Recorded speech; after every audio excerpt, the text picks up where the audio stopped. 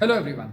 India में एक बहुत ही बड़ा ट्रेंड चल रहा है इस वक्त। ये है ट्रेडिंग से रिलेटेड। इंडिया में लोग नेकेड ऑप्शन बाइंग कर रहे हैं, पुट बाय कर रहे हैं, कॉल्स बाय कर रहे हैं और दबा कर ट्रेडिंग कर रहे हैं। अच्छी खासी वॉल्यूम्स आ रही हैं। अगर आप एक्सपायरी के दिन ओआई देखें तो आपको पता चलेगा कि आपका ब्रोकर कितने पैसे कमा रहा होगा इस वक्त। करोड़ों की ओआईज होती हैं, वो भी ढेर सारी स्ट्राइक प्राइस पर, 5 स्ट्राइक प्राइस पर। तो यहाँ पर एक ट्रेंड बिल्डअप हो गया है कि हमें नेकेड ऑप्शंस बाय करने हैं, Nifty, bank Nifty, stock options.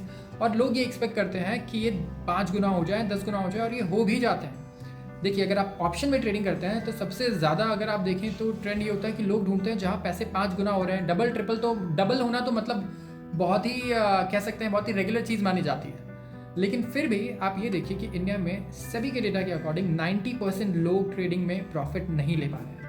और जो उनमें से भी 10% में से भी कई ऐसे हैं जो सिर्फ अपना ब्रोकरेज निकाल पा रहे हैं। तो इंडिया में सक्सेसफुली जो पैसा कमा रहा है वो है ब्रोकर्स।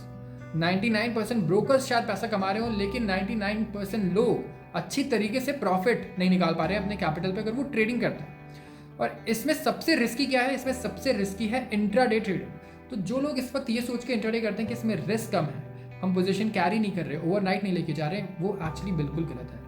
क्योंकि आप सिर्फ इंडिया नहीं, पूरी दुनिया में कहीं भी देखिएगा अगर, तो इंट्राडे ट्रेडिंग किसी प्रोफेशनल लेवल पर नहीं होती। ये आपको एक गैम्बलिंग की फील देता है और ये काफ़ी ज़्यादा रिजेंबल करता है गैम्बलिंग से।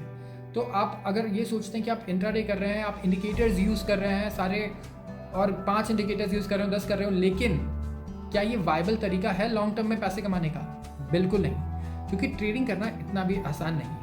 यहाँ आपको बहुत सारी चीज़ें मैनेज करनी है। सबसे पहले कैपिटल मैनेज करना है, कैपिटल मैनेजमेंट, एक ट्रेड में कितना पैसा लगा है। उसके बाद एक पोजीशन साइज में स्टॉप लॉस कहाँ पर लगा है, कितने दिन तक आप कैरी करें। क्या आपको पता है इंस्टीट्यूशंस कभी भी इस तरीके से ट्रेड नहीं करते कि वो 1% का स्टॉप लॉस और 1% का टारगेट रखते हैं, क्योंकि ऐसा करना क्लोज टू इम्पॉसिबल है अगर आप कंसिस्टेंटली करना चाहें मार्केट में। और अगर आपको ये करना है तो फिर आपको शायद सारा काम छोड़कर, जॉब छोड़कर फुल टाइम इसमें लगना पड़े, कई साल इसे देने पड़े, और तब जाकर शायद आप ये कर पाए। और इसके अलावा अगर आपके पास नॉलेज भी है तो आपके अंदर डिसिप्लिन होनी चाहिए कि आप इस काम को कंसिस्टेंटली इस तरीके को अप्लाई कर पा रहे हैं और इमोशंस में नहीं आ रहे मार्केट। तो फिर सवाल यह है कि सही तरीका क्या है ट्रेड करने का, इंस्टीट्यूशंस कैसे ट्रेड करते हैं। तो सही तरीका, अगर आप सही तरीके से इस वक्त ट्रेड करना चाहते हैं मार्केट में, तो वो है ऑप्शन स्ट्रैटेजीज। कई लोगों ने इसके बारे में सुना होगा, आप सुनते होंगे bull spread, bear spread, butterfly, calendar spread और आर्न कंडोर। इस तरीके की अलग अलग कई सारी ऑप्शन स्ट्रैटेजीज है। इसके लिए ऑप्शंस की नॉलेज होना भी बहुत ज़रूरी है, ये आप ऐसे ही नहीं कर सकते। लेकिन ये एक कह सकते हैं ज़्यादा वाइबल और सूटेबल तरीका है। क्यों?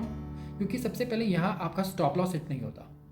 क्योंकि अगर आपके साथ ऐसा होता है कि आपके पास कैपिटल कम है, या फिर आप स्टॉप लॉस ज़्यादा नहीं रखना चाहते, डरते हैं कि कहीं ये ज़ीरो ही ना हो जाए मेरा कैपिटल, तो ये आपके लिए परफेक्ट है। क्यों? क्योंकि यहाँ पर अगर आप एक ऐसा सेटअप बनाते हैं ऑप्शंस के थ्रू बाइंग और सेलिंग करके कि आपका लिमिटेड लॉस यहाँ पर आ रहा है 2000 या 2500, तो चाहे वो सिक्योरिटी 10% नीचे चले जाए, ऊपर चले जाए, आपको उससे ज़्यादा लॉस नहीं होगा। दूसरा स्ट्रॉन्ग पॉइंट क्या है? दूसरा सबसे आप कह सकते हैं जो बेस्ट पार्ट है इसके बारे में, कि ऑप्शन सेलिंग में वैसे तो आपको 1.5 लाख रुपए लग जाते हैं, लेकिन यहाँ पर अगर आप बाइंग प्लस सेलिंग करते हैं तो आपका काम, अगर आप इंडेक्स में कर रहे हैं तो सिर्फ 20 से 25 हज़ार में हो जाता है। इसके अलावा अगर आप स्टॉक ऑप्शंस में भी करते हैं तो आपके पास अगर 30, 35, 40 हज़ार रुपये का भी फंड है, मार्जिन है, तो उसमें वो आपका ब्रोकर एडजस्ट कर देगा बाइंग और सेलिंग दोनों में, लेकिन ऑन कंडीशन कि आपको पहले बाइंग करनी है। इसके अलावा इसका क्या बेनिफिट है? आप ये कह सकते हैं कि यहाँ पर एक बहुत ही डिसिप्लिन वे में आप काम कर सकते हैं। अगर आपके रियलिस्टिक एक्सपेक्टेशंस है स्टॉक मार्केट से, आप 300% पर मंथ कमाने नहीं आए, तो ये आपके लिए बहुत ज़्यादा सूटेबल है।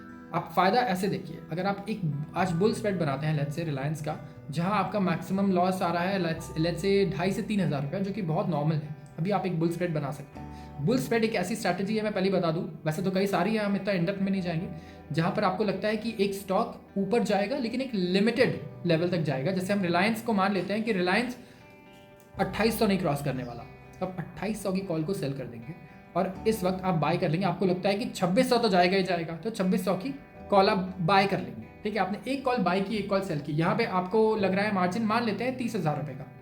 तो अगर आप 30 हज़ार रुपये का रिलायंस अगर आप इक्विटी में कैश में खरीदते हैं अपने डीमैट में, और वो अगर 50% गिर जाए तो आपका लॉस होगा 15,000। यही रिलायंस अगर आप नेकेड बाइंग करते 30,000 रुपये का और वो 10% नीचे आ जाए तो वो हो जाएंगे जीरो, जैसा इंट्राडे ट्रेडर्स के साथ होता है, जो स्टॉप लॉस लगाकर भी डिसिप्लिन नहीं फॉलो कर पाते, ऐसा कई लोगों के साथ होता है, तो वो जीरो हो जाते हैं। लेकिन अगर आप स्ट्रैटेजी में काम कर रहे हैं तो आपका मैक्सिमम लॉस 2,500 से 5,000 होगा, अगर रिलायंस 50% नहीं 80% में नीचे आ जाए तब भी। तो आप ये देखिए यहाँ पे डाउन साइड लिमिटेड है, कैप्ड है, और चाहे वो स्टॉक कितना ही क्रैश हो जाए, मार्केट कहीं भी चले जाए, ये रिस्क से आपको कभी भी डरना नहीं है। तो अब अगर आप ओवरनाइट कैरी करना चाहते हैं अपने पोजीशंस को तो उसमें भी कोई रिस्क नहीं है। इंट्राडे ट्रेड क्लोज करने का कोई स्ट्रेस नहीं है आपके अंदर, और आप एकदम स्ट्रेस फ्री होकर ट्रेड कर पाएंगे। तो ये कह सकते हैं एक मैरिज है ऑप्शंस के गुड क्वालिटीज़ है उसका और इक्विटी के जो गुड क्वालिटीज़ हैं उनका। तो रिस्क आप कम कर रहे हैं, रिटर्न में भी थोड़ा सैक्रिफाइस कर रहे हैं, तो आप इंश्योरेंस के साथ काम कर रहे हैं। तो इसके बारे में अगर आप सीखना चाहते हैं कौन कौन सी स्ट्रैटेजीज है इस वक्त इंडियन मार्केट में जो आप अप्लाई कर सकते हैं, तो ज़रूर हमारी प्लेलिस्ट को चेक करिएगा, जहाँ पे हमने सारी ऑप्शन स्ट्रैटेजी सिखाई है, किस तरीके से उन्हें लेना है, आपको किस तरीके से स्ट्रैटेजीज बनानी है। ये वीडियो पसंद आई हो तो ज़रूर इसे लाइक करिए और सेव करके दोबारा ज़रूर देखिए, और अपने दोस्तों के साथ शेयर करना ना भूलिए। धन्यवाद।